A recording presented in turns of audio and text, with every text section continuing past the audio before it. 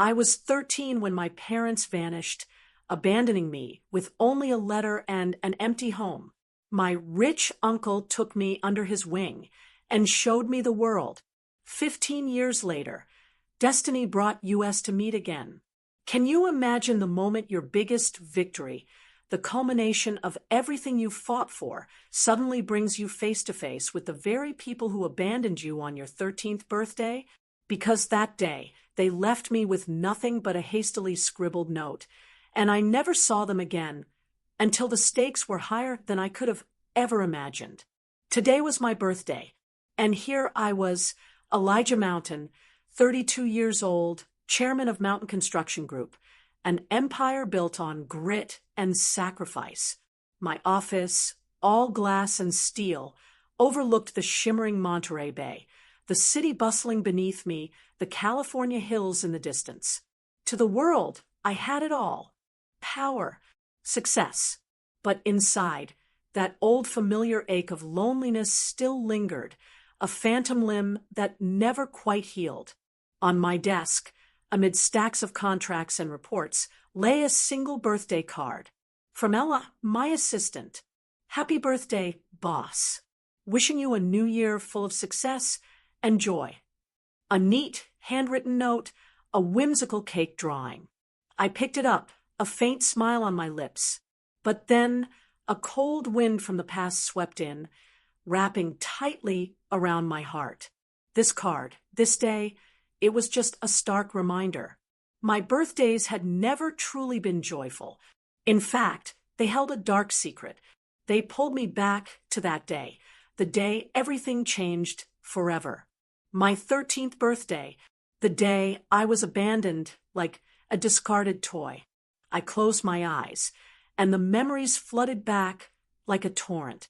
I could almost smell the damp, musty wood of our small house in Eureka, Northern California. Summer there was always humid and foggy. I was just a scrawny 13-year-old, messy brown hair, eyes full of boundless hope. School let out early that day, and I practically flew home, my heart pounding with excitement. It was my birthday. I pictured my parents waiting, a homemade chocolate cake. Mom loved chocolate. Gifts wrapped in colorful paper. Daniel would pat my shoulder. Son, you're growing up. Mom, Ruth would hug me tight, singing the birthday song. That's what I dreamed about, trudging home with my heavy backpack and worn-out shoes, the red dirt trail winding through towering pine forests. Birdsong my only background music. Eureka was a small town. Everyone knew everyone. Our wooden house was on the outskirts, a few miles from the center. Not luxurious, just simple, a hastily tiled roof, a backyard full of weeds. But to me, it was my entire world. I pushed the door open, breathless, grinning from ear to ear. Dad, Mom, I'm home. I called out, but only echoes answered. The house was strangely silent. No smell of baking cake. No laughter, just the ticking of the wall clock and the afternoon sun filtering through dusty windows. I set my backpack down, the wooden floor creaking, and stepped into the kitchen. That's where Mom always cooked, at the old wooden table, the refrigerator humming. And then I saw it, a small, white note, scribbled hastily with a ballpoint pen, stuck to the fridge with a heart-shaped magnet. My heart raced, still thinking it was a joke, a birthday surprise. I read it. Elijah, we're going to a friend's house. We'll be back in a week. Eat carefully. Mom and Dad. That was it. No birthday wishes, no promises of gifts. Nothing. I stood there, blinking, trying to understand. To a friend's house. I muttered to myself, which friend? We didn't have close friends nearby. My parents were always busy with work. Dad was a carpenter. Mom worked at a grocery store.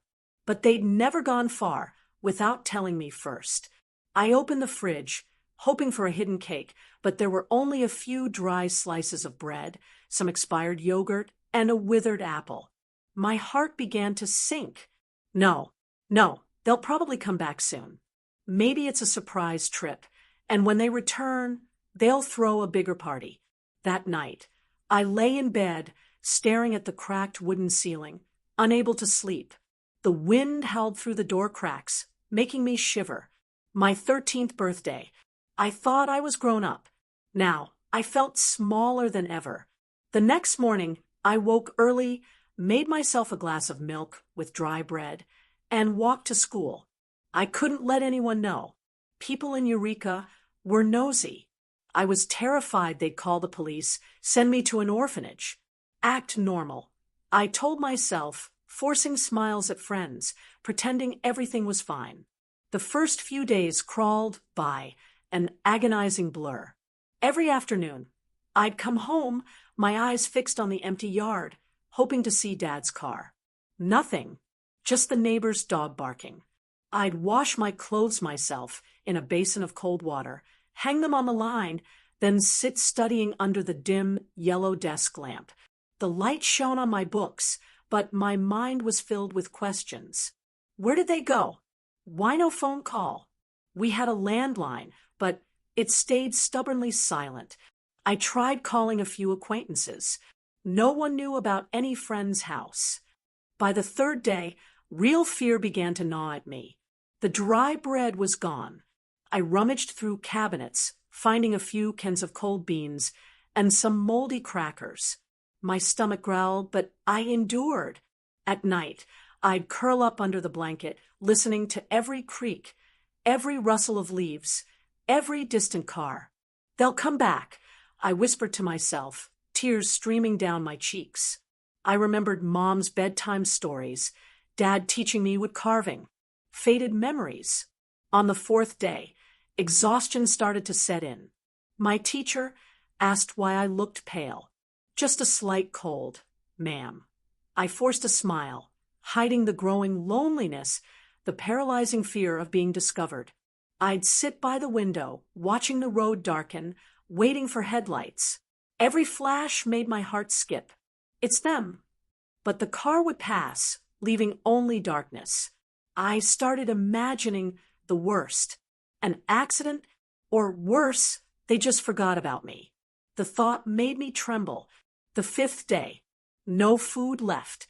I had to walk to the grocery store, using the few coins in my pocket for bread and milk.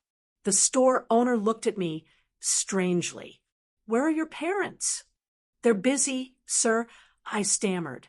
Back home, I ate quickly, then tried to study, but my mind wandered. I wrote in an old notebook. It's been 5 days since my birthday. No one remembers. I'm so lonely. Tears fell on the page, blurring the ink. On the 6th day, despair truly crept in. No more excitement, just sheer terror. I'd wander through the house, touching their things.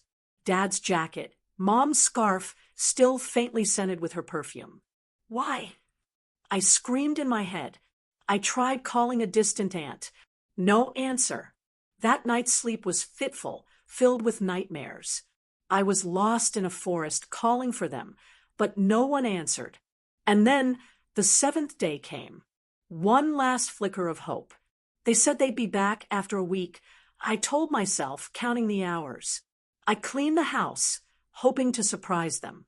But the sun set, darkness enveloped everything, and still no car. I sat by the fridge, staring at that note again. The hasty writing, no final punctuation, as if they were in such a rush. They couldn't stay another second. That's when the truth hit me. It slapped me across the face. They weren't on a trip. They had abandoned me.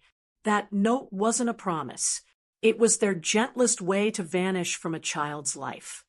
I collapsed onto the kitchen floor, tears pouring uncontrollably. My heart ached, torn apart. Why? What did I do wrong? I sobbed loudly, my cries echoing in the empty house. I was just a 13-year-old boy, left with an enormous, crushing loneliness. My birthday wasn't the start of joy. It was the beginning of hell. I didn't know what the future held, only that from now on, I had to face the world alone. The days that followed were a hazy fog of hunger and despair. My stomach growled incessantly, a wild beast clawing from within. I drank water from the tap to fill the void, but it only made me dizzier. My body weakened, my legs trembling when I stood, my mind spinning with blurry images of past family meals. On the 10th day, or maybe the 11th or 12th, I wasn't sure anymore.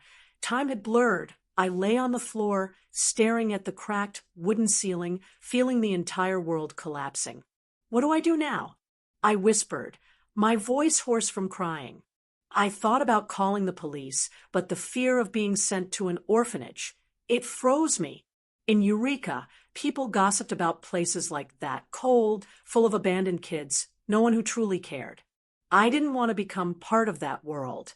Instead, I convinced myself, just go out, find some food.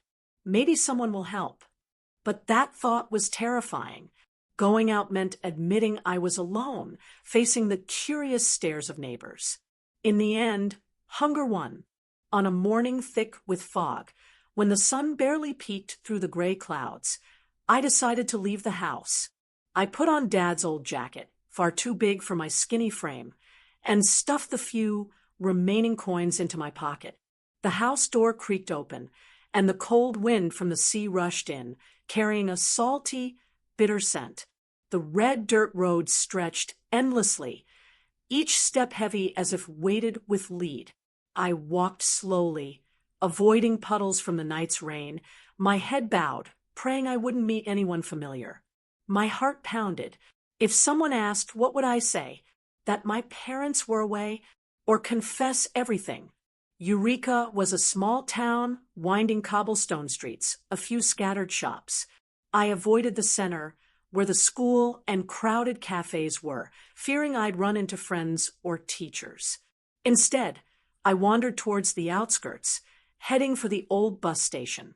It was a dusty place, full of trucks and transient travelers, people from everywhere refueling, grabbing quick bites before continuing their journeys. Maybe there, someone would notice me, give me a leftover piece of bread. My stomach twisted in knots.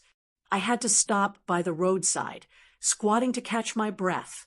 Just a bit of food, I muttered, tears welling up again. The anxiety built. What if no one helped? What if I was chased away like a beggar? The bus station came into view after nearly an hour of walking.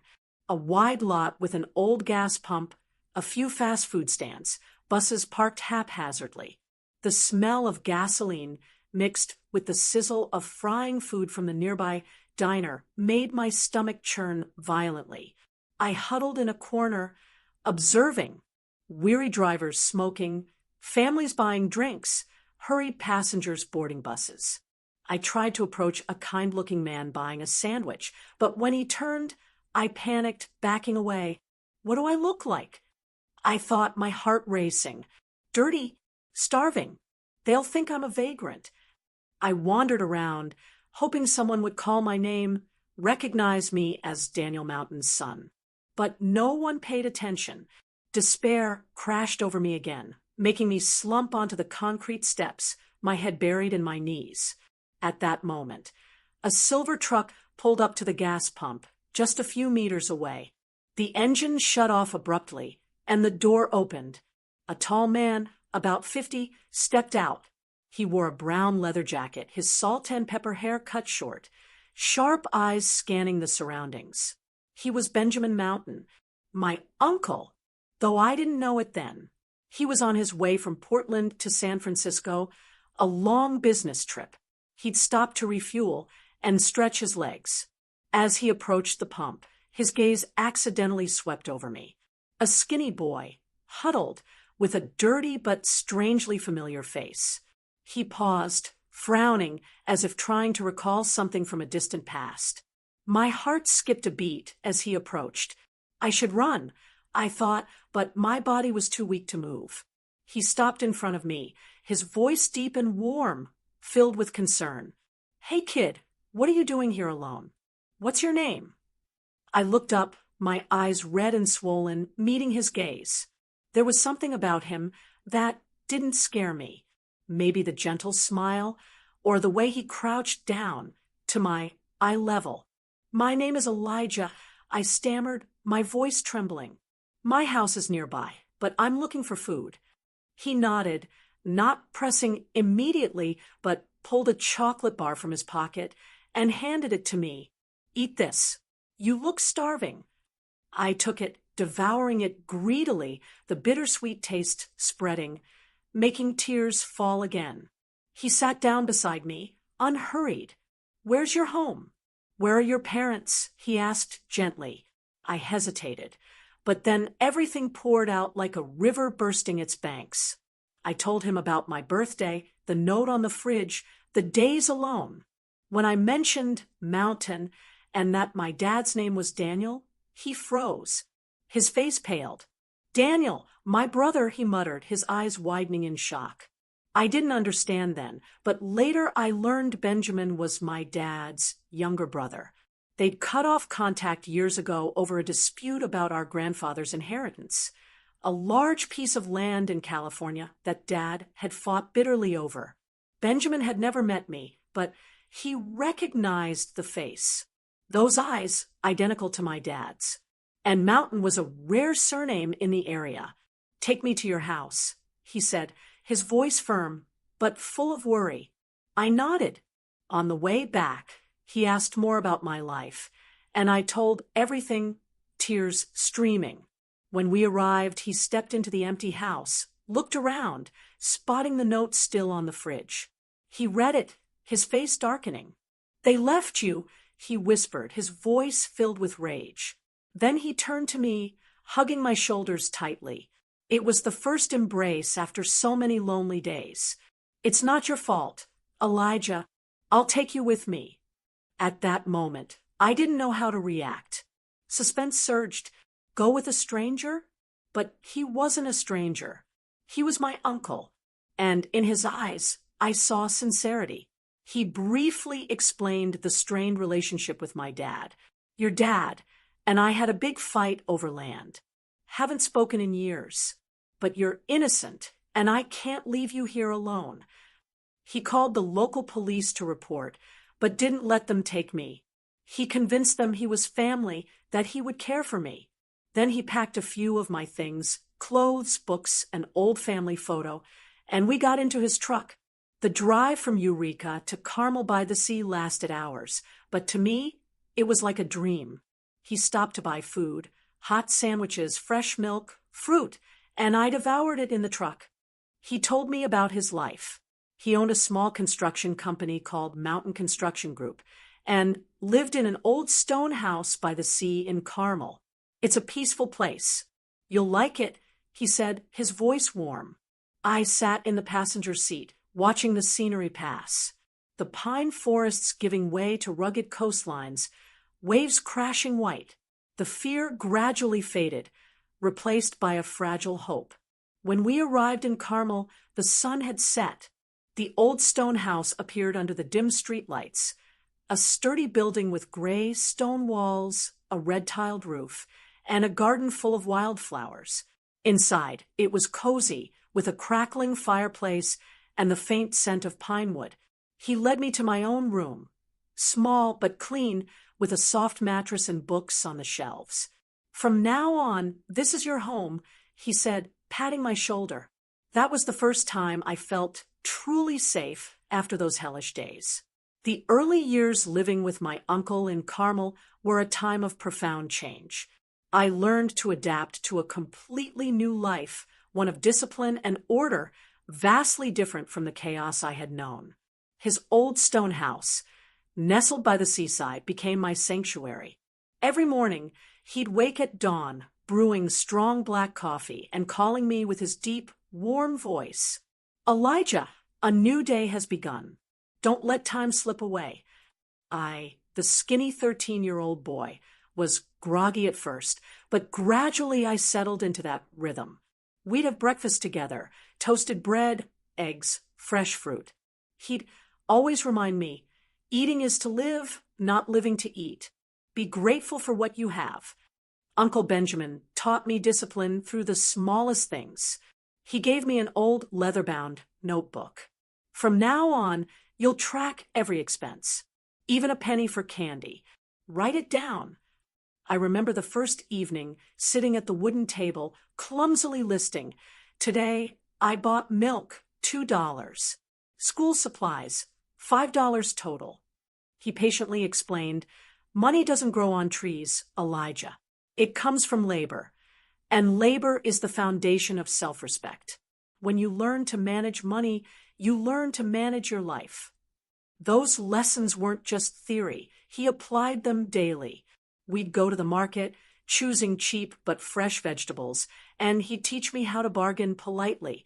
"Saving isn't stinginess," he'd say, his eyes twinkling. "It's respecting your own sweat." From that day on, my life transformed. Uncle Benjamin didn't give me luxuries, but real love through simple things. He taught me to cook, to repair things, to manage my time. Every evening, we'd sit by the fireplace, and he'd tell stories about the Mountain family, about the construction projects he'd done. "True strength doesn't come from money, Elijah," he'd often say, his voice calm. "It comes from maintaining your character when no one's around. You've done that these past days. You're stronger than you think." For me, that was the first time I felt like I truly belonged somewhere. Uncle Benjamin wasn't my parents, but he was the one who saved me from the darkness. I grew up quickly under his love and discipline. At the local school, a small seaside institution with classrooms overlooking the ocean, I began to stand out. At first, I was shy, afraid of friends asking about my past. But gradually, I excelled in my studies. My classmates liked me. Teachers praised me. Elijah is the most mature boy in class. Uncle Benjamin was so proud. Every weekend, he'd take me to the office of Mountain Construction Group, a simple wooden building smelling of concrete and fresh wood, and show me off to the staff. "This is my nephew, the future of the company." I'd blush, but my heart warmed. That was the first time I felt real recognition, not from blood ties, but from my own efforts. But not everything was smooth. In that house, there was also David, my uncle's biological son, a few years older than me. David was about 17 then, tall and broad, with blonde hair and a charming smile. But his eyes were always cold when he looked at me. At first, it wasn't open hatred, just long, assessing glances, sarcastic remarks. "Dad, why did you bring home some random kid?" he once asked my uncle, whispering, but loud enough for me to hear. Uncle Benjamin tried to explain. "This is Elijah, my real nephew, your Uncle Daniel's son. He needs us." But David wouldn't accept it. He grew up spoiled. My uncle said David's mother had died early, and he'd compensated by giving him everything. Now, the attention my uncle gave me made David feel threatened. The jealousy festered over the years. As I became an outstanding student, David grew increasingly distant. At school, he was popular, but his grades were mediocre. Every time I brought home an excellent report card, Uncle Benjamin would smile proudly. "Elijah, you've done great." David would sit in the corner of the table, his face darkening, muttering sarcastically, "Oh, the picked-up kid is so talented." Huh? Dad forgot his own son. My heart would tighten each time, but I'd stay silent, not wanting to upset my uncle. My uncle tried to mediate. "David, you can do it too if you try." But David just smirked, diving into his own world, partying with friends on the beach, borrowing my uncle's car for night outings. I'd hear the car return late, the faint smell of alcohol, and my uncle shaking his head sadly. Suspense began to creep into our peaceful life. I sensed the tension, silent dinners where David ate quickly and left the table, leaving my uncle and me. Why does he hate me? I once asked my uncle one night by the fireplace. He sighed. He's afraid of losing his dad, Elijah. "But I love you both." I nodded, but deep down I worried. Would David do something to drive me away? Those nights, I'd lie awake, listening to the waves crashing outside, wondering if this happiness could truly last. time passed.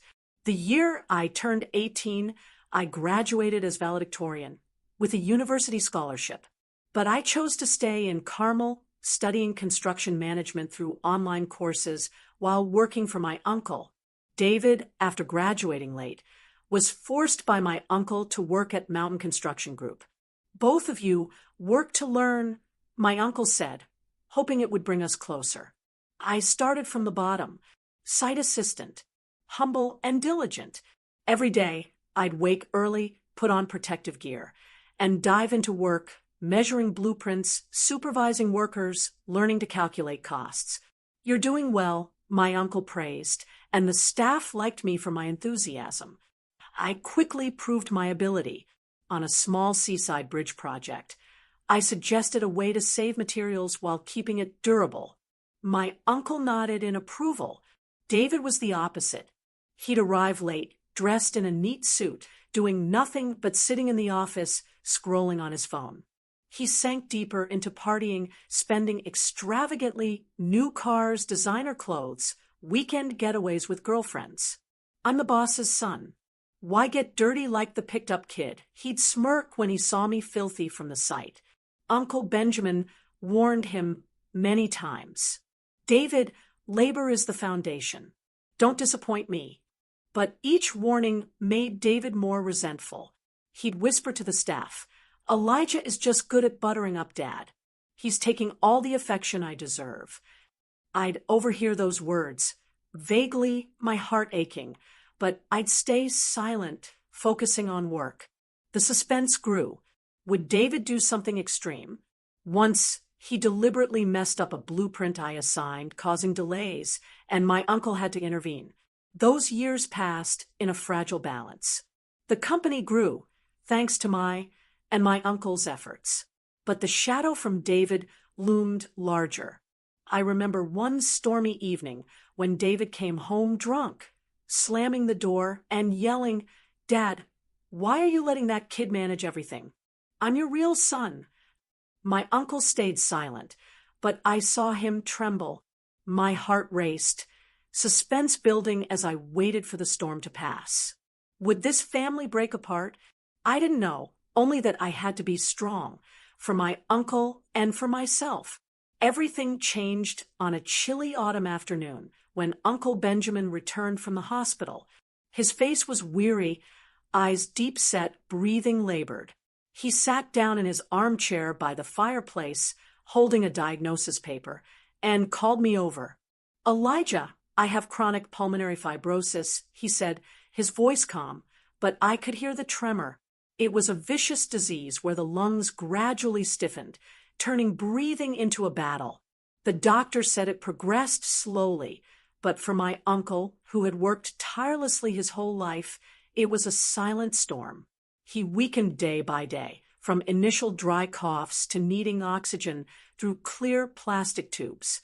He stayed home, no longer going to the Mountain Construction Group office, just sitting by the window, gazing at the sea, where the waves lapped steadily like his fading heartbeat. I looked at him, my heart tightening. He had once been a strong, tall man with calloused hands from construction sites. Now he was frail, his skin pale, every step accompanied by wheezing breaths. Don't worry, Uncle. I'll take care of you, I said, trying to keep my voice steady. From that day on, I put work aside to be by his side. I noted his medication schedule. Those small but crucial pills, from antibiotics to pain relievers, reminding him to take them on time. I took him to physical therapy at the local hospital, driving slowly along the winding coastal roads, the salty sea breeze blowing through the windows. He sat in the passenger seat, oxygen tube around his nose, and we'd talk about old memories. The day he found me at the Eureka bus station, the company's first projects. Those trips were filled with suspense. Would he suddenly tire? Would a coughing fit strike? I always kept a spare oxygen tank ready, my heart racing every time he gasped for breath.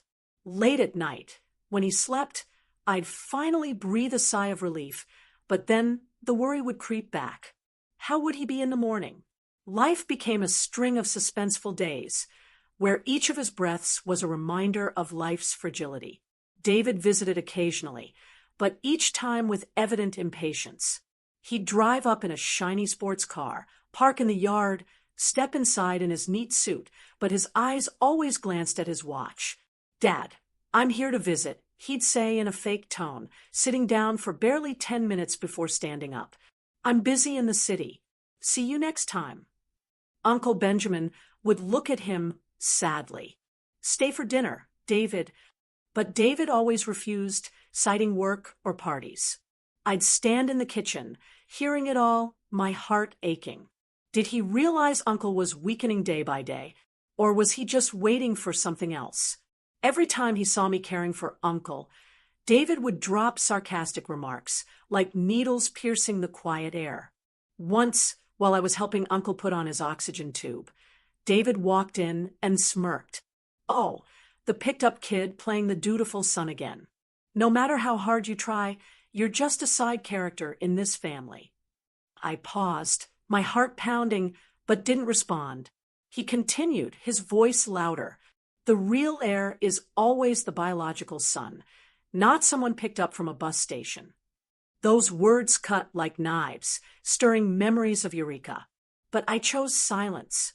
I knew Uncle needed peace more than pointless arguments. "David, that's enough," Uncle said weakly. But David just shrugged and left, leaving a heavy atmosphere. I turned back to Uncle, wiping the sweat from his forehead. "Don't mind him, Uncle." But deep down, suspense surged. Would David's hatred explode? Would he do something to push me out of the picture? Winter arrived, bringing cold winds from the sea and thick fog engulfing Carmel. One early winter morning, I woke, as usual, brewed coffee, and stepped into Uncle's room. He lay there, peaceful, in sleep. But when I called, he didn't respond. My heart skipped a beat. I approached and touched his hand. Cold. "Uncle!"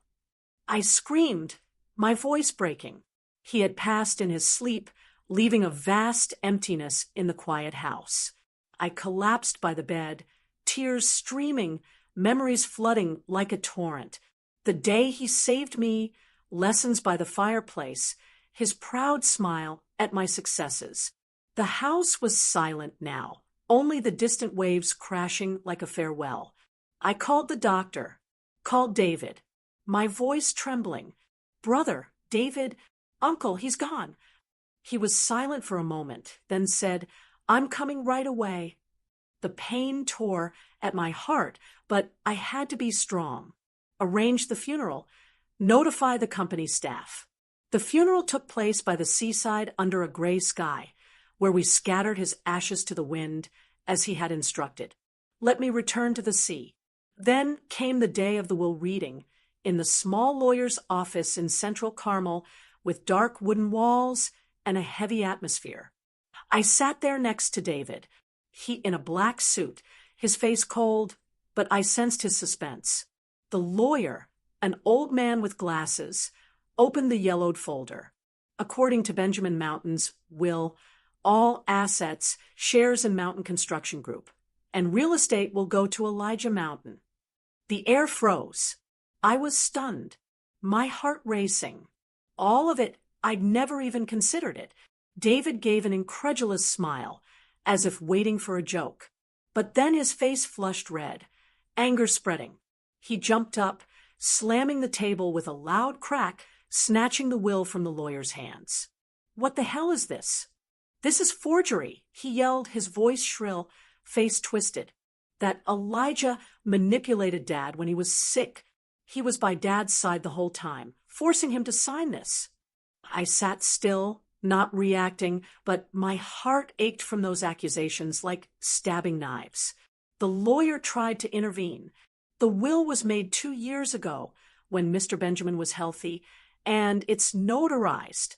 But David didn't listen. He threw a glass, shattering it on the floor, threatening to sue the whole company. "I won't let you steal everything. I'm the real son." Chaos ensued, people trying to hold him back. But David shoved them away, his eyes bloodshot, glaring at me. I still sat silent, the quiet between us becoming suffocating. That was the moment everything shifted. From now on, I was no longer the rescued child, but the one bearing the entire legacy, along with the curse of the Mountain family. After that reading, David stormed out of the lawyer's office in a rage. His face was flushed red, like it was on fire. He didn't even glance at me, just bolted for the door, his expensive shoes pounding loudly on the wooden floor. I faintly heard him muttering, "He stole everything from me, everything." From then on, David vanished from Mountain Construction Group. He sent a curt resignation email with no explanation and cut off all contact with me. But I knew deep in his heart, hatred was boiling. David believed I had stolen everything that was rightfully his, the company, the house, Uncle Benjamin's legacy. To him, I wasn't a brother or a nephew. I was just an outsider, someone who had manipulated to seize it all. I sat alone in the Carmel office, gazing at the gray sea, my heart heavy. Suspense began to creep in. What would he do? I tried to push the thought away, focusing on taking over the company. But deep down, I sensed a shadow enveloping everything. The first weeks after Uncle Benjamin's funeral were truly difficult. I had to stabilize the company, meet with employees, sign new contracts, and handle the pile of old documents. Everyone at Mountain Construction looked at me with respect, but also worry. "Boss Elijah, where's David?" I just smiled faintly. He needs some time. But in reality, I didn't know where David was. He had moved to Los Angeles, renting a luxurious apartment with the little savings he had left, and began plotting. I didn't know anything at first. Everything happened in the shadows, like a brewing storm. David, fueled by burning jealousy, started contacting our competitors, big construction firms on the West Coast, always eager to swallow up Mountain Construction. He'd meet them in dimly lit bars, whispering exchanges of secret project information he had accessed while still working there. "Elijah is laundering money through the company," he'd fabricate, his voice full of hatred. "I have proof. Shady expenses, international transfers." Those lies spread like venom, making some partners hesitate to collaborate with us. I noticed the first sign when a major project, building a seaside residential area in Monterey, had its information leaked. We were preparing to bid with a detailed plan known only to a few. Suddenly, our main competitors submitted an identical proposal with slightly lower costs. How did they? I wondered, sitting in the office, my hands trembling as I held the report. Employees whispered, "Maybe it's a coincidence." But I felt something was terribly wrong. Suspense grew. Someone was betraying us. I strengthened security, changed system passwords, but it was too late. David had gone further. He used his remaining money to hire hackers lurking in the dark web, specializing in dirty work. They breached the company's system through a small vulnerability, stealing bid files, internal emails, and anonymously sending them to the local press. The next morning, I opened the newspaper. My heart skipped. The headline blared, "Mountain Construction suspected of money laundering. Internal info leaked." The article quoted project details, along with accusations that I was hiding illegal transactions. The phone rang off the hook, partners calling to question, employees panicking, the company's stock plummeting. I slumped into my chair, my mind reeling. Who did this? I muttered, clenching the newspaper. The pain from Uncle Benjamin's death still lingered, now compounded by the fear of losing everything. I hired cybersecurity experts. They confirmed the system was hacked remotely, with traces leading to an IP address in Los Angeles. My heart pounded. David, but I didn't dare believe it. Meanwhile, David smirked in his apartment, watching the news on TV. He'll collapse, he thought, his eyes gleaming with satisfaction. But the plan wasn't enough. When he saw my company still holding firm, thanks to me publicly transparentizing the books, proving all accusations false, David went mad. "It's not over yet," he muttered, moving to the next step, hiring people to tail me. From then on, my life became a series of dramatically suspenseful days. I sensed it. Strange cars parked outside the office, shadows following me as I drove home. One evening, driving on the winding coastal road in Carmel, the strong sea wind blowing through the window, I glanced in the rearview mirror and saw a black car tailing closely. My heart pounded. "Who are they?" I sped up, but the black car did too. Then, suddenly, it surged forward, forcing my car toward the cliff. The screech of metal colliding pierced the air. My car flipped sideways, rolling several times down the slope. I woke up in the hospital, my head throbbing, my body bruised, but luckily only minor injuries, broken ribs, and a few cuts. The doctor said, "You nearly died." I lay there, staring at the white ceiling, tears streaming. Why? Who wants to kill me? The police got involved immediately, investigating the accident. They found the offending car abandoned nearby and traced the license plate. It belonged to a small transport company in Los Angeles, secretly registered under David's name through a shell company. That shock hit like lightning. I sat in the hospital room, holding the police report, my hands shaking. David, my brother, the one who grew up with me under Uncle Benjamin's roof, had staged the accident to kill me. My heart ached, not from fear, but from profound sadness. Why such hatred? I whispered. The investigation expanded quickly, revealing a series of illegal transactions. David had bribed officials for information, illegally transferred money to hackers and stalkers, all to serve his revenge plot. The police raided his house in Los Angeles, a lavish apartment with expensive furnishings, and arrested him on the spot. David struggled, yelling, "I'm innocent. It's Elijah's fault." But the evidence piled up: emails, bank transfers, and confessions from the arrested hacker. The trial took place in a Los Angeles courtroom under glaring neon lights and a tense atmosphere. I flew there, sitting in the audience row, not resentful, just silently observing. David appeared in prisoner garb, his face gaunt, his eyes avoiding mine. The prosecutor presented the evidence, from selling information to hiring hackers, then the accident, all proving attempted murder, intentional injury, and violations of corporate finance laws. David defended, "I was robbed of my inheritance. Elijah manipulated my dad." But the judge shook his head. That's no excuse for crime. The sentence was pronounced, 20 years in prison. David collapsed, sobbing, but I just quietly left without a word. My heart was heavy. He had once been my brother, even if not by blood. Now, just a ghost of hatred. After the trial, I returned to Carmel, holding a press conference to reveal the full truth. "Mountain Construction is clean," I said, my voice steady, presenting transparent evidence. The company's reputation was cleared. Partners returned. Projects continued. The story closed with the one harboring jealousy paying the price for his own hatred. David sitting in prison, reflecting on his mistakes. And I, for the first time, lived truly free from the shadows of the past. The Carmel Sea still crashed its waves, and I stood there, feeling the sea breeze carry away all burdens. But freedom, no matter how sweet, was just a lull before a new storm. After David's trial, I officially took over Mountain Construction Group as chairman, the position Uncle Benjamin had trusted me to inherit.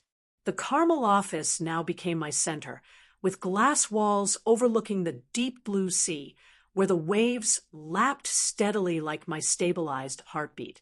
I began restructuring the organization immediately, not out of ambition, but to honor Uncle's legacy.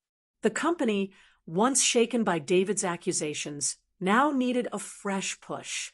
I fired a few dishonest employees, those David had bribed, and hired young, passionate engineers.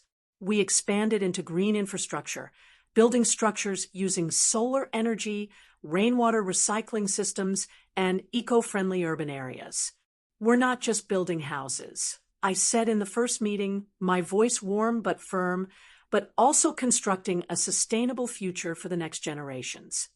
The first months were so busy I often forgot to eat. Every morning, I'd wake at dawn, brew strong black coffee like Uncle used to, and sit at the old wooden table where he often told stories. I'd review financial reports, negotiate with suppliers, and lead the team. My personal life changed, too. I bought a small house by the sea, not far from the company, with a garden full of wildflowers and the soothing sound of waves. I started jogging every morning, feeling the salty sea breeze on my skin, like chasing away old memories. Friends, close colleagues invited me out, but I'd often decline, choosing to be alone to think. Elijah, you need to live for yourself. Ella, my assistant, once said. She was the only one who knew the whole story, and sometimes we'd sit, drinking coffee, sharing about the past. A year passed in a flash. That summer, the government announced a project to build an eco-urban area along the Monterey coast. A massive contract, the largest in the company's history. It was a green city with thousands of eco-friendly apartments, parks, schools, and sustainable transportation systems. The contract value reached billions of dollars, potentially deciding mountain construction's future. Win, and we'd expand nationwide. Lose, and we'd have to cut staff. The news spread quickly in the press, and my office was flooded with calls. This is a golden opportunity, I told the leadership in an emergency meeting, my voice full of excitement, but also worry. My heart pounded. This wasn't just a project. It was a challenge to prove myself after all the upheavals. I personally led the team in the bidding process. We worked tirelessly day and night in the office with coffee and pizza as companions. I drew designs, calculated costs, and met with environmental experts to ensure the green aspect was genuine, using recycled materials, offshore wind energy, and advanced water filtration systems. We have to excel. I motivated the team, my eyes sparkling. After many fierce elimination rounds, dozens of major competitors were knocked out, giant companies from New York or Texas with huge budgets, but lacking creativity. Each round was a battle, presenting ideas, answering questions from the state committee, and waiting for results in suspense. I remember the night before the third elimination round. I couldn't sleep, lying, staring at the ceiling, my heart pounding. What would Uncle Benjamin think if we lost? But we advanced. And finally, only two companies remained. My Mountain Construction and a firm called Summit Design and Build. An unfamiliar name, but their profile showed strength in high-end construction. When reviewing the competitor's project profile, sent via email from the committee, I froze. As if struck by lightning, I sat in the office, afternoon sunlight streaming through the window onto the screen. In the leadership list, the name Daniel Mountain appeared, crystal clear, founder and chairman. Next to it was Ruth Mountain, my biological mother, as financial director. My heart clenched as if squeezed. A flood of memories rushed back like a torrent. The hastily scribbled note on the fridge door in Eureka, "We're going to a friend's house. We'll be back in a week." The empty wooden house, wind howling through the cracks. And me, a 13-year-old boy huddled, waiting. The old, rain-soaked bus station where I wandered hungry, hoping someone would recognize me. Tears welled in my eyes, not from sadness, but from rage and a chill that ran through me. They, my biological parents, they had abandoned me that year, and now, successful with their own company, they had never once sought me out. No calls, no letters, nothing. Do they know I'm here? I muttered, my hand clenching the mouse. Summit Design and Build. The name sounded foreign, but now it was like a knife reopening an old wound. I stood up, walked to the balcony, looking out at the glistening Monterey Bay. The sea breeze blew strongly, carrying the salty scent, but it couldn't dispel the storm in my heart. Why now? I asked myself, my heart racing. This project wasn't just bidding. It was a confrontation with the past I thought I'd buried. Daniel and Ruth, once my parents, now competitors. I imagined their faces. Dad with salt and pepper hair. Mom with a practiced smile. They had built Summit from nothing after abandoning me. And now they wanted to snatch my opportunity. Rage surged. Had they ever regretted it? But mixed in was a chill. The pain of the abandoned child. Now a man facing them. I knew if I withdrew, I'd avoid the bitter confrontation. Just send an email to the committee.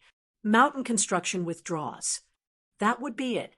No face-to-face, no memories flooding back, no pain. I sat back down, looking at the profile again, my heart pounding as I gripped the mouse. Withdrawing is easy, I thought. But if I do that, I deny everything I've strived to prove. From the abandoned boy in Eureka to the one rescued by Uncle Benjamin, then overcoming David's plot. All to prove I'm worthy. Withdrawing meant admitting the past still controlled me, that I was still afraid. No, I shook my head, tears streaming. I wouldn't let them win without a fight. I decided to continue. I called a leadership meeting that very evening in the dimly lit conference room, with the faint smell of coffee. Mountain Construction will see this through, I said, my voice resolute, though my heart still trembled. Not for fame, but to prove the value of those who know how to build with integrity. Everyone nodded, but I saw worried eyes. Boss, the competitor is strong. I smiled. We're stronger because we have heart.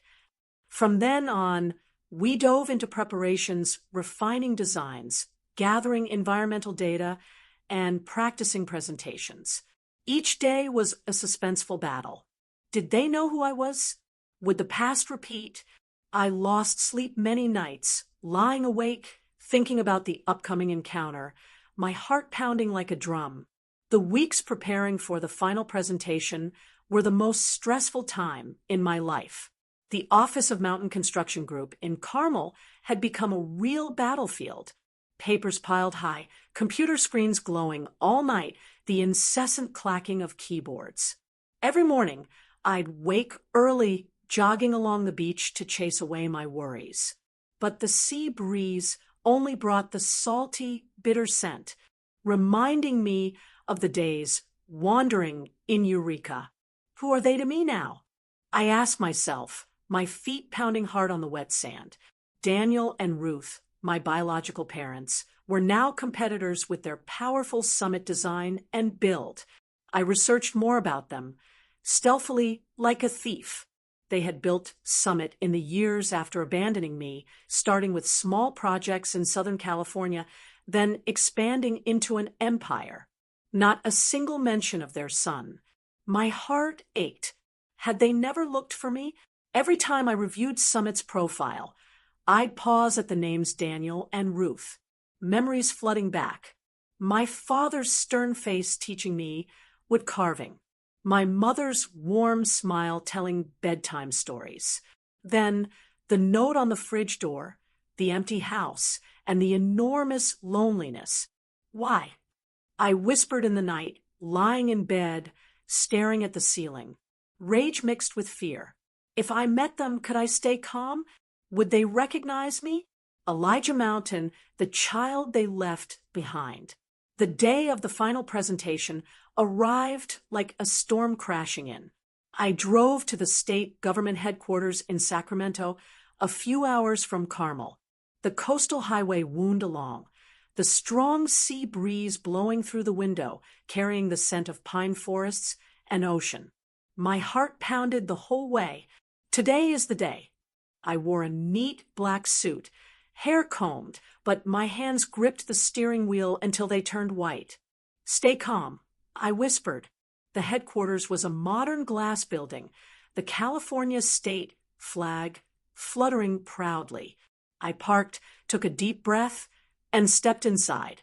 The atmosphere inside was buzzing. Hallways full of people, lively chatter, reporters with cameras at the ready, investors in elegant suits, state officials bustling about. I picked up my attendee badge, my heart pounding. Had they arrived yet? The large conference room was brightly lit with white neon lights, featuring a long U-shaped wooden table and a massive projection screen. The seats were packed, about 100 people, from reporters to experts. Murmurs echoed, the smell of coffee and perfume mingling. I walked in, composed, but my heart heavy. My team sat on one side, nodding encouragement. Then I saw them, Daniel and Ruth, sitting opposite, representing Summit Design and Build. My father, now about 60, with white hair, a stern face etched with deep wrinkles. My mother, still elegant, her hair neatly bunched, but her eyes averted. They didn't look at me right away, whispering to their team. My heart skipped. They know now, reporters whispered. 2 companies with the same mountain name. Strange. I sat down, my hands slightly trembling, memories surging like wild waves. The rainy Eureka bus station. Uncle Benjamin saving me. Now, facing those who abandoned me. I felt like that 13-year-old boy again, but I pushed it away. I am Elijah Mountain, chairman. The chairperson, a high-ranking state official, rapped the gavel. The meeting began. Today, we'll hear presentations from the 2 final candidates, Mountain Construction Group and Summit Design and Build. A pause. Mountain Construction's name was called first. Daniel paused slightly. I saw it clearly. He stopped, whispering, his eyes widening as he looked at me. Ruth bowed her head, her hands clenching the documents, not daring to look directly. My heart pounded. They know. I stood up, stepped to the podium, microphone in front. The lights were blinding, but I stayed calm. Ladies and gentlemen, I began, my voice steady. Mountain Construction Group is proud to present the Monterey Eco-Urban Project, a sustainable vision for the future. I presented professionally, each word honed. I spoke about the sustainable strategy. We use 100% solar energy, rainwater recycling systems, and native greenery to reduce carbon footprint. Slides projected, transparent charts, data verified by independent experts. I emphasized costs. Every expense transparent, no hidden fees, ensuring long-term benefits for the community. The project will create jobs for locals, build free schools and parks, in the true spirit of building not just homes, but lives. That was what Uncle Benjamin had taught. Build with integrity. Elijah. I spoke with a stirred heart, memories of him flooding back, but I didn't show it. Reporters scribbled furiously. Investors nodded. Daniel and Ruth sat silent. He was staring at me intently. She was still with her head down. Suspense surged. What were they thinking? My part ended amid applause. I sat down, sweat beading on my forehead, but my heart somewhat lighter. Then it was Summit Design and Build's turn. Daniel stood, his voice deep but confident. Summit is proud to bring a world-class project. Their presentation was impressive. Flashy slides, stunning 3D images, promising the most luxurious urban area on the West Coast. But I noticed the showiness. Unusually low-cost figures, lacking independent verification, focused more on profits than community. We commit to early completion, Ruth added, her voice slightly trembling, still avoiding my gaze. Reporters asked, "Where's the sustainability data from?" They stammered, "From internal sources." My heart raced. They were exposing weaknesses. Throughout the meeting, I stayed calm, avoiding any personal emotions. When the committee asked me why choose sustainability, I answered, because we're building for future generations, not short-term profits. Daniel looked at me, something flashing in his eyes, recognition, regret. I didn't know. I just focused on the composure of an adult. I faced the past with respect. Respect for myself, not them. The meeting lasted 2 hours, with relentless questions. The atmosphere tense to the point of suffocation. Each answer was a battle. Would the committee see the difference? Would reporters dig into the Mountain family connection? Finally, the meeting ended in silence. The chairperson rapped the gavel. Thank you to both sides. Results will be announced later. Sparse applause. Everyone stood. I stepped out of that room, my legs slightly shaky, but my head held high. Reporters swarmed. Mr. Elijah, what's the relationship with Summit? I smiled. Just competitors. But in my heart, I knew this wasn't just bidding. It was the first time I directly faced those who abandoned me. And this time, I wouldn't bow my head. The drive back to Carmel stretched endlessly, the sea breeze blowing, and I felt a true, profound freedom, no longer afraid of the past. A week later, the suspense reached its peak. The bidding results were announced at the Monterey Conference Center, a modern seaside building with a large hall and brightly lit stage. I accepted the invitation to attend, though my heart still raced every time I thought about it. It was a major event. The media gathered, cameras flashing incessantly, big businesses from across the West Coast present, state officials seated in the front row. I wore a simple gray suit, entering the hall with my team, Ella by my side, whispering, "Boss, we'll win." But I wasn't sure. Summit was strong, and with Daniel and Ruth leading, they might pull some tricks. The atmosphere was stifling, murmurs echoing. Two mountain companies strange. I sat in the row reserved for candidates, my heart pounding like a drum. Opposite Daniel and Ruth sat there, he with a stern face, she with careful makeup but anxious eyes. They avoided looking at me, but I sensed the tension spreading. The ceremony began with a speech from the state governor praising the eco-urban project as the future of California. Then came the announcement. The chairperson, a middle-aged man with a booming voice, held the microphone. After careful consideration, the winning bidder is Mountain Construction Group. My company's name rang out, the hall erupting in applause. I stood up, bowing slightly, and thanked them, my heart a mix of pride and emptiness. Pride, because we won. The billion-dollar project that would transform Monterey, creating jobs for thousands. But emptiness, because this victory wasn't just a deal. It was an answer to the past. I had defeated the very people who once abandoned me on the very business battlefield they pursued. My heart tightened. Asterisk, this is for Uncle Benjamin. And for that 13-year-old boy. Asterisk, in the opposite row, Daniel froze. His face drained of life, as if all vitality had been sucked out.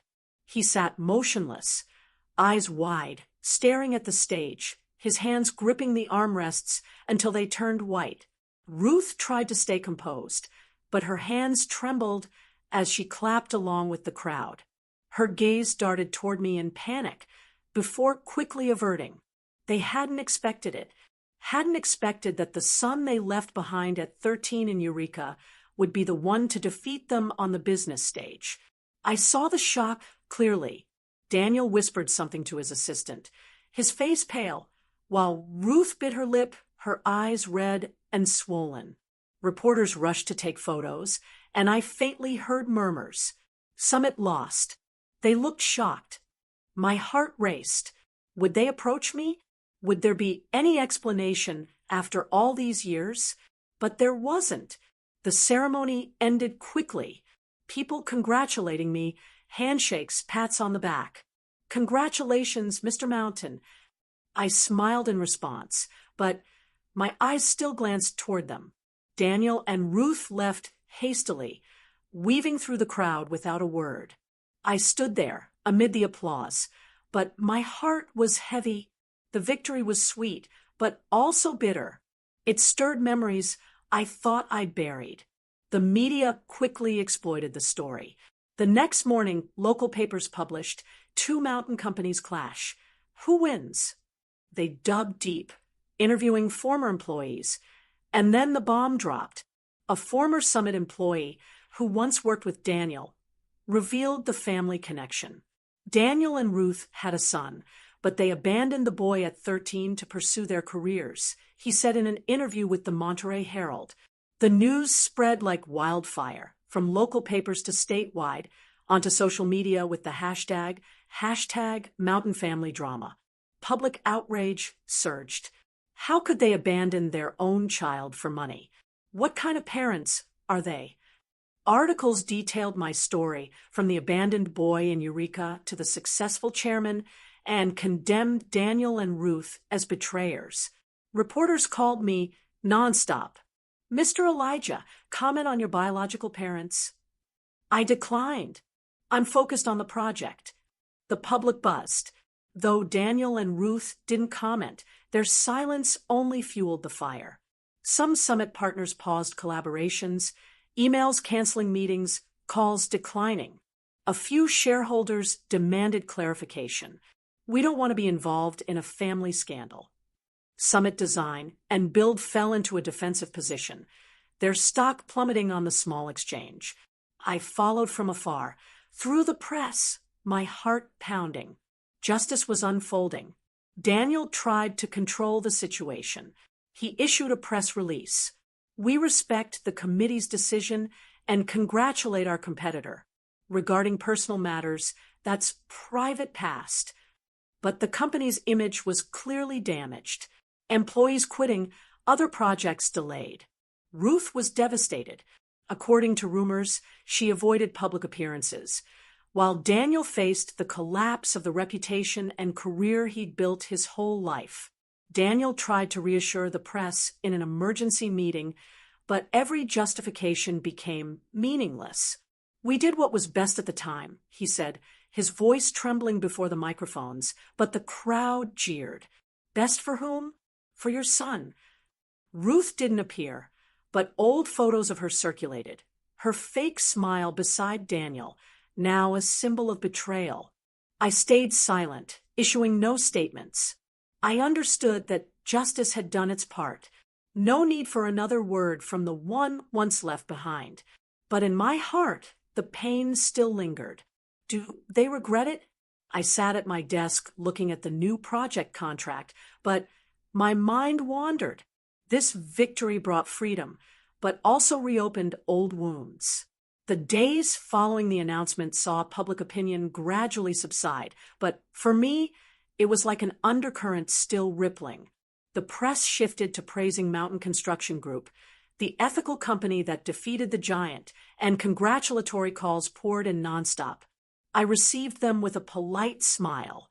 But every night, lying in bed in my seaside house in Carmel, I'd think about Daniel and Ruth. Their faces in the Sacramento meeting room still haunted me. My father's stunned expression, my mother's averted gaze. Do they truly hurt? I asked myself, listening to the waves crashing outside the window. That victory wasn't revenge. It was the result of effort. But it made me realize that the past had never truly left. It had only hibernated, waiting for a chance to awaken. Our company expanded rapidly. My life now was busy but peaceful. Mornings jogging along the beach, afternoons in meetings, evenings reading by the fireplace. Ella, my assistant, had become a close friend. You've changed, boss. You seem freer. I smiled. Maybe so, but that freedom was still fragile. I often thought about Daniel and Ruth, following scattered news about Summit. Their company was crumbling. Projects canceled, mass resignations, and shareholder lawsuits. One article read, Summit Design and Build, from peak to abyss due to family scandal. My heart tightened each time I read it, not from glee, but from a profound sadness. They were once my parents. I whispered. Suspense crept in. Would they contact me? Would there be any explanation after all these years of silence? I pushed the thought away, focusing on work, but deep down, the wound still bled. Then one late year afternoon, when California's winter brought cold winds and thick fog enveloping Monterey, the office phone rang loudly. Ella picked up, then looked at me with a strange expression. "Boss, Mr. Daniel and Mrs. Ruth Mountain request a meeting. They say it's personal." My heart skipped, as if squeezed. "Thumb." I muttered, my hand clenching the pen. Suspense surged. After all this time, after the victory, they came. "Let them in," I said, my voice calm, but my mind reeling.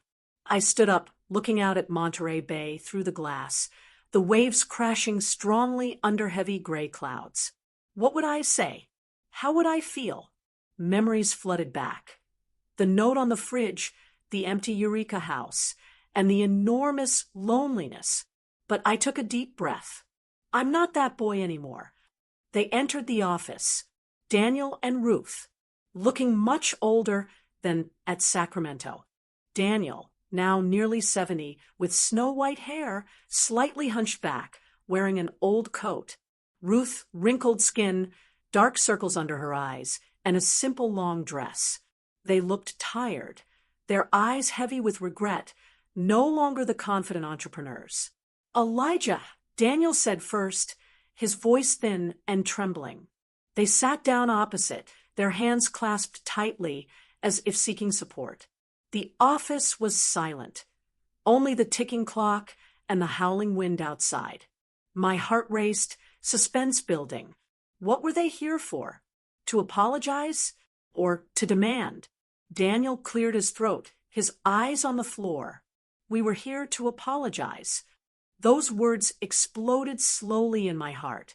Ruth continued, her voice choked. "That year, we left you behind. We thought it was for the best. At the time, we were poor, no future, and we wanted to start over. But it was the biggest mistake of our lives." They recounted, their voices trembling. After leaving me and Eureka, they moved south, starting Summit with nothing. Success came, but the guilt grew. Losing reputation and career after the bidding hurts less than losing our own son, Daniel said, his eyes red. "We followed you from afar, through the press, stories about Benjamin. But we were afraid you wouldn't forgive." Ruth cried, "Son, I'm sorry. I've never forgotten you, but the shame was too great." I listened silently, without reacting, without blaming. Their words cut like knives into my heart. Eureka memories revived. Eating dry bread, hopeless waiting, the fear of being discovered alone. Rage welled up. Asterisk, why didn't you come back? Why leave me alone? Asterisk, but I restrained myself. Looking at them, two old, broken people, I understood that some wounds don't need retaliation, just time to heal. I've heard," I said gently, my voice steady. They looked at me, hope flickering. But I didn't hug them, didn't forgive immediately. It wasn't hatred. It was the necessary distance. As they stood to leave, I escorted them to the office door. The wind blew coldly in, carrying the scent of impending rain. "Take care," I said, shaking hands lightly. They looked at me, eyes glistening. "Son, if you could," but I shook my head lightly. "The past is gone." They left, their figures fading down the hallway, and I closed the door, leaning against the wall. My heart ached, tears streaming, not from disdain, but the quiet way I chose to close the past. That encounter was like a fleeting wind, carrying their regret, but not changing me. I returned to my desk, looking at the contracts, and breathed deeply. I'm free now. From then on, Daniel and Ruth withdrew from the business world. They sold Summit cheaply, dissolved the company, and moved to live discreetly in Sacramento, a small house by the river, far from the city lights. Scattered news reported they donated the remaining assets to charity, supporting disadvantaged children, building shelters. One article wrote, "The mountain couple seeks redemption through philanthropy." I read it with peace in my heart, not glee, not resentment. They were trying to make amends in their own way. As for me, Elijah, I continued leading mountain construction with renewed vitality. The company grew tremendously. The Monterey project completed early, winning international awards for sustainability. I opened the Benjamin Foundation, supporting orphans and at-risk youth with scholarships, housing, and counseling. This is for kids like I once was, I said at the foundation's launch, my voice emotional. The foundation quickly attracted donations, and I dedicated personal time visiting shelters, telling stories about Uncle Benjamin. For me, forgiveness didn't mean forgetting, but stopping the past from controlling the present. I still remembered Eureka, the note, but now it was motivation, not chains. My new life was proof that kindness and integrity are the greatest legacy one can leave. I married Ella, the one who understood me best, and we had children, teaching them about honesty, resilience, and the power of compassion. Every birthday, I'd look at the Carmel Sea, remember Uncle, and smile. Thank you, life. The pain was still there, but it made me stronger. Now, as I sit here, Elijah Mountain, look back on my journey like a long book full of dark chapters and unexpected lights. My life isn't a fairy tale, but a real journey where every step carried harsh lessons. I want to share a message from what I've experienced, not to boast, but in the hope that someone who is lost can find a bit of light. My past began on that 13th birthday, when I was abandoned in Eureka, a boy with enormous loneliness, eating dry bread and waiting hopelessly. That was the start of hell, but also the foundation for everything that followed. Remember, the past doesn't define you. It's just the first brick you use to build the future. I once thought I was a victim, an abandoned child, but that very pain taught me to stand up. If I let the past control me, I'd forever be the boy huddled by the fridge, looking at that hastily written note. Instead, I chose to build one day at a time, with trembling hands at first. Now, at this age, I see life like the Carmel Sea, waves crashing endlessly, but you can learn to surf them instead of letting the waves drown you. My journey was full of suspense, from loneliness to plots, from confrontation to forgiveness. But it taught me that life is worth living when you build with your heart. What about you? Have you ever had to face a painful past and choose between bitterness and building something new? How did you find your strength? Tell me in the comments below. I really want to know.